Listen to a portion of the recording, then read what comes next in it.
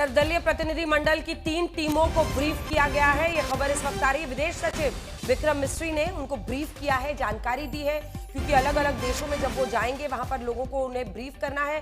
संजय झा, श्रीकांत शिंदे और कनिमोड़ी की जो टीम्स है, कल पहली टीम श्रीकांत शिंदे की अगुवाई में यूएई जाएगी। ये भारत के लिए अहम होगा, क्योंकि जो तमाम अरब देश हैं वहां पर जाकर लोगों को कन्विंस करना। 7 टीमों में से कल 3 टीमें रवाना हो रही हैं, जिसमें श्रीकांत शिंदे की टीम है, जिसमें ये देखिए यूएई के लिए 21 मई तारीखें तय कर दी गई हैं। 24 मई को वो कॉन्गो जाएंगे, उसके बाद सिएरा लियोन जा रहे हैं वो 28 को, और फिर 31 को वो जा रहे हैं लाइबेरिया। तो उनकी टीम कल रवाना हो रही है। ऐसी ही 2 और टीमें कल निकलेंगी, जिसमें टीम संजय कुमार झा कार्यकारी अध्यक्ष हैं जेडीयू के। 22 मई को ये सबसे पहले जापान, दक्षिण कोरिया और फिर सिंगापुर, ये जो तमाम इधर के देश है, इंडोनेशिया हो, मलेशिया हो, ये 2 ऐसे भी हैं, मतलब मुस्लिम देश भी इसमें शामिल हैं। इसी के साथ साथ अगर आप देखें तो जापान, दक्षिण कोरिया, सिंगापुर, अगर आप विकास के नजरिए से देखें तो ऐसे देश जिनके साथ भारत रिश्ता रखता है। इधर टीम कनिमोड़ी रूस को, ये भी कल रवाना हो रही है। 22 मई को रूस, फिर ये जाएंगी स्लोवेनिया, और उसके बाद से ये जाएंगी ग्रीस 27 मई को। तो इनका भी पूरा शेड्यूल और कैलेंडर आ गया है। इसके बाद 4 टीमें और रवाना होने वाली हैं। डेलीगेशंस पे डेलीगेशंस जा रही हैं। और यही सवाल आपके पास लेकर आते हुए रागिनी नायक जी, सलमान खुर्शीद साहब भी जा रहे हैं। वो भी कह रहे हैं कि अभी वो वक्त है जब हमें दुनिया को कन्विंस करना है कि पाकिस्तान ने क्या किया है, पाकिस्तान कितना बड़ा फेलियर स्टेट है। ऐसे में ये एक दूसरे का डोजियर बना के देश के अंदर लड़ने से क्या फायदा है?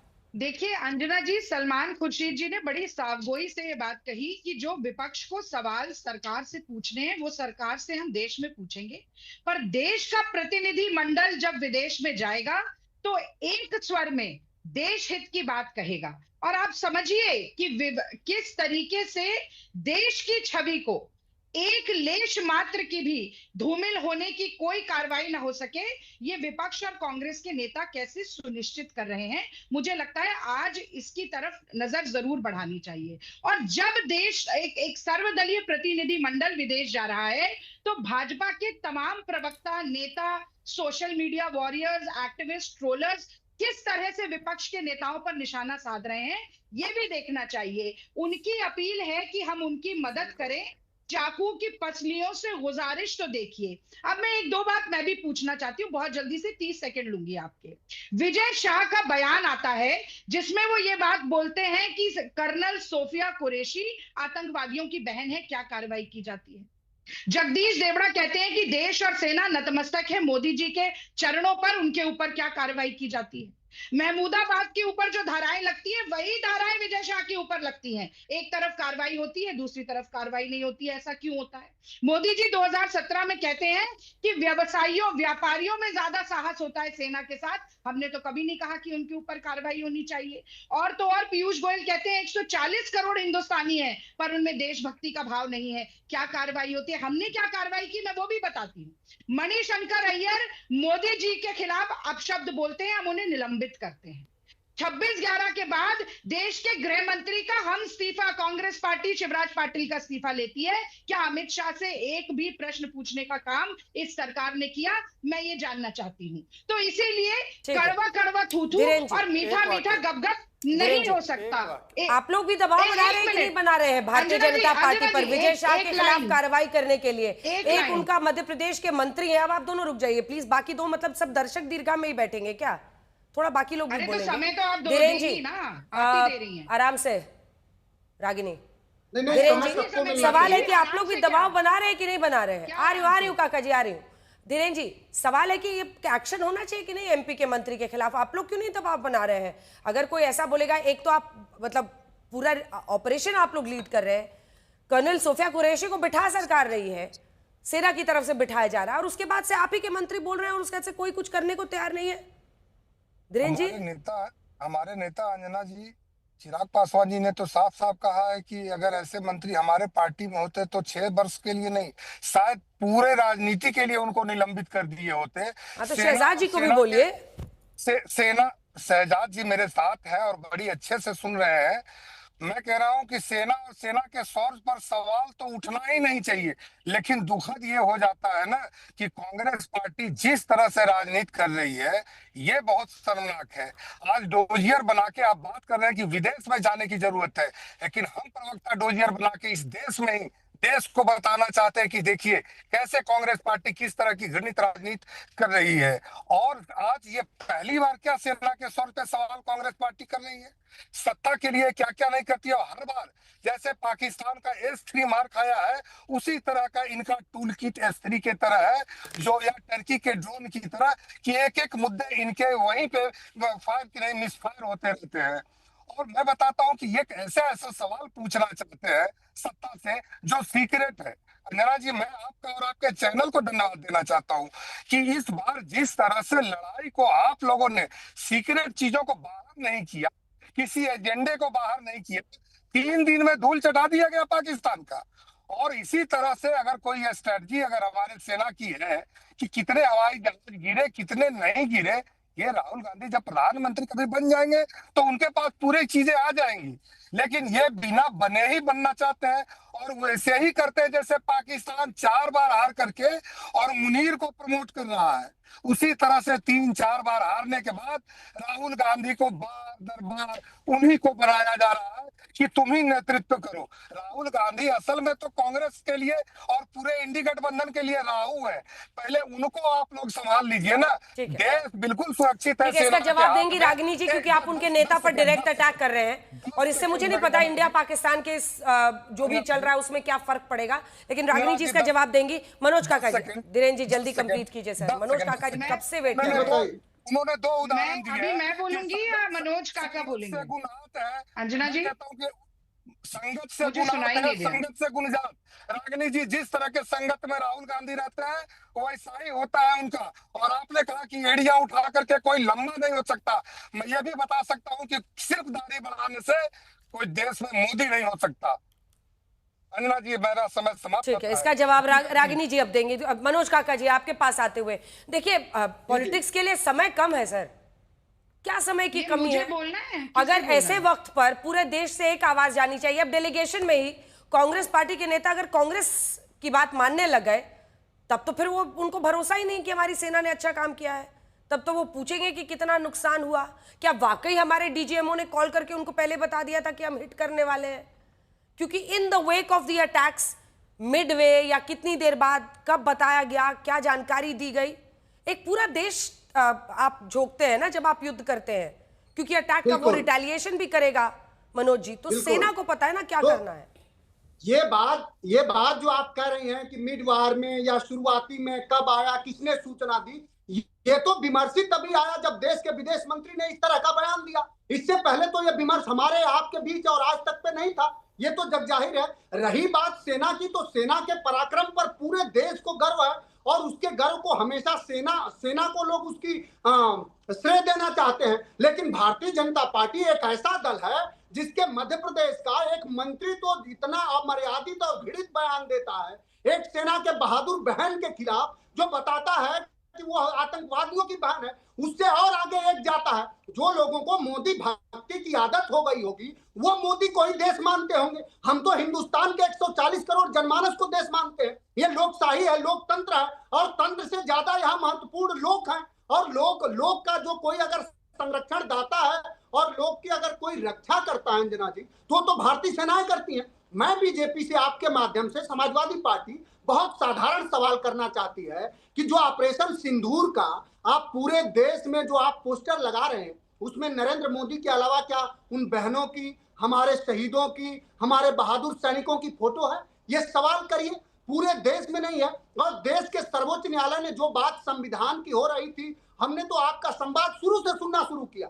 आपके पहले से जो बीजेपी के लोग जो बयान दे रहे थे, मुख्तार अब्बास नकवी कह रहे थे कि एक लोग हैं जो संविधान का और संसद के भवन का, सर्वोच्च न्यायालय का अपमान करते हैं। सर्वोच्च न्यायालय का इस देश में अपमान किसने किया? भारतीय जनता पार्टी के एक सांसद ने कहा, उसने कहा कि हमारा सर्वोच्च न्यायालय युद्ध कराना चाहता है। इस देश के संविधान का अपमान किसने किया? अब सुन लीजिए, अंत में आई है, मेरी बात खत्म हो रही है। बोलिए। इस देश के संविधान का अपमान गोलवरकर और सावरकर ने कहा, जब गोलवरकर और सावरकर ने एक बार एक बयान दिया कि हमारे देश का संविधान तो पश्चिमी संविधानों का नकल भर है, और जो बता रहे थे कि जो लोग विजय दिवस नहीं मनाते हैं, कभी आरएसएस से पूछो कि भारतीय तिरंगा को, इस शौर्य के प्रतीक को, इस भारत के प्रतीक को 52 साल तक आपके आदर्श संस्था ने क्यों नहीं फहराया? जरा पूछ पाओगे शहजाद भाई? ये सवाल जरा करना। आपके स्मृति लोप हो गए हैं, सब चारण वंदना और चंपना करने के लिए पन्ने लेके आए हो, कुछ चीजें तो मोटी मोटी हैं, ये भारतीय जनता पार्टी से पूछो आप।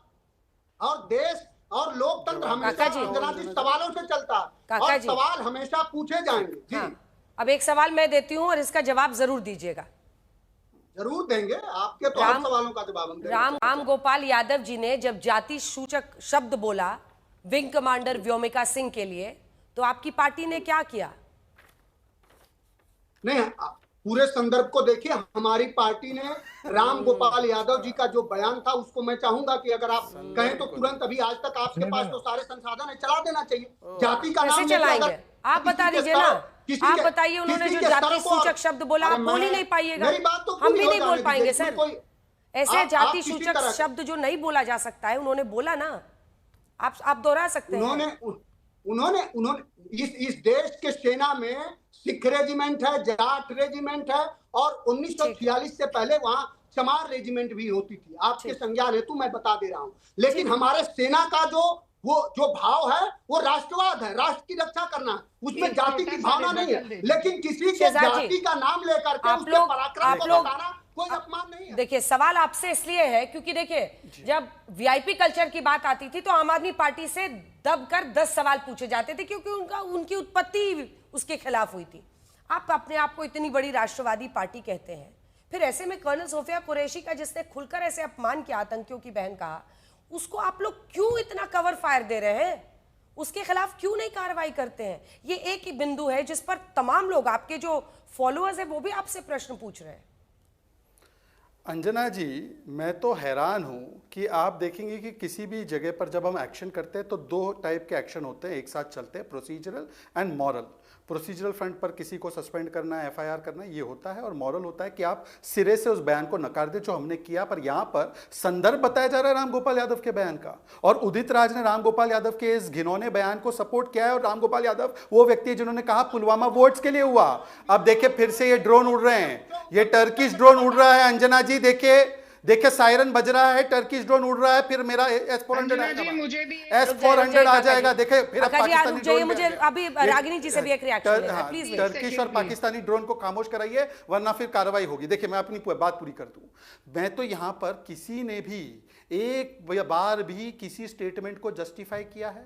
मैंने मॉरल फ्रंट पर जवाब दिया। अब इनको बोलिए कि उदित राज, राम गोपाल यादव, और केवल वो नहीं, खून की दलाली राहुल गांधी ने बोला था। भाई सड़क का गुंडा किसने बोला था? ये राहुल गांधी के सबसे प्रिय मित्र संदीप दीक्षित ने बोला था। बालाकोट में चील कौवे मरे थे। ये पूरी सेना का अपमान, और आज छुटपुट कार्रवाई। ये देखिए रागिनी जी का अच्छा इनकमिंग बंद है, आउटगोइंग फ्री है। अरे रागिनी जी थोड़ा इनकमिंग ऑन करके पूछिए कि आज ऑपरेशन सिंदूर को छुटपुट किसने बोला है? कोई छुटवैये नेता ने नहीं, सर्वोच्च नेता खड़गे जी ने। आप बताइए छुटपुट ने वो थी क्या? गोल्डन टेंपल पर इन कमीनों ने मिसाइल दागी थी, गोल्डन टेंपल पर, और आप उसको छुटपुट बोलते हैं? शर्म आनी चाहिए आपको। सिखों का आपने अपमान किया है, पाकिस्तान को क्लीन चिट देकर यह कहकर कि छुटपुट था। रागिनी जी, खड़गे जी, हाउ डेयर यू से कि जो रागिनी जी, देखिए, शोर मचाने से असत्य सत्य नहीं हो जाता है, अनर्थ का अर्थ नहीं निकल सकता है, कुतर्क का तर्क नहीं हो सकता है। शोर मचाते रहिए, शोर मचाने की कोई बात नहीं। विजय शाह पर कोई कार्रवाई नहीं होगी अंजना जी, क्योंकि मोदी जी तो स्वयं जर्सी गाय, कांग्रेस की विधवा, दीदी ओ दीदी और शूर्पणखा और तमाम इस तरीके की बात बोल चुके हैं। पर आज का जो सवाल है वो बहुत महत्वपूर्ण सवाल है। आज भी पहलगाम पर जिन आतंकवादियों ने हमला करके निर्दोष सैलानियों को मारा, वो आजाद घूम रहे हैं, ना पकड़े गए हैं ना मारे गए हैं। इस वक्त सेना जो हमारे देश की थी वो पाकिस्तान को रौंदते हुए आगे बढ़ रही थी, और मैं तो कहती हूं कि एक निर्णायक स्थिति पर हम पहुंच सकते थे, शायद पाकिस्तान का नामो निशान नक्शे से मिट जाता। लेकिन उस सेना के अगर पांव पीछे खींचे गए तो ये क्यों हुआ, ये जनता को विपक्ष को जानने का अधिकार है। हम चाहते थे मोदी जी सर्वदलीय बैठक में आए, वो नहीं आए। तो आज मैं ये जानना चाहती हूँ कि लड़ना पाकिस्तान से है, ये विपक्ष से लड़ाई क्यों चल रही है? निशाने पाकिस्तान की बात ये कह रहे राहुल जी। सिर्फ 2 लाइन का जवाब शहजाद जी, सिर्फ 2 लाइन का, जल्दी से, सिर्फ 2 लाइन। अंजना जी, क्या सेना की पॉइंटेड सवाल कार्रवाई और ऑपरेशन सिंदूर छुटपुट था, हाँ या ना? रागिनी जी बस हाँ या ना में बताइए, छुटपुट कैसे था? आपने अमृतसर के गोल्डन टेम्पल पर हमले को छुटपुट बोला। आप सेना तो नक्शे से निशान मिटाना चाहती थी, उसको, उसके प्रभाव को कम करने का काम आपने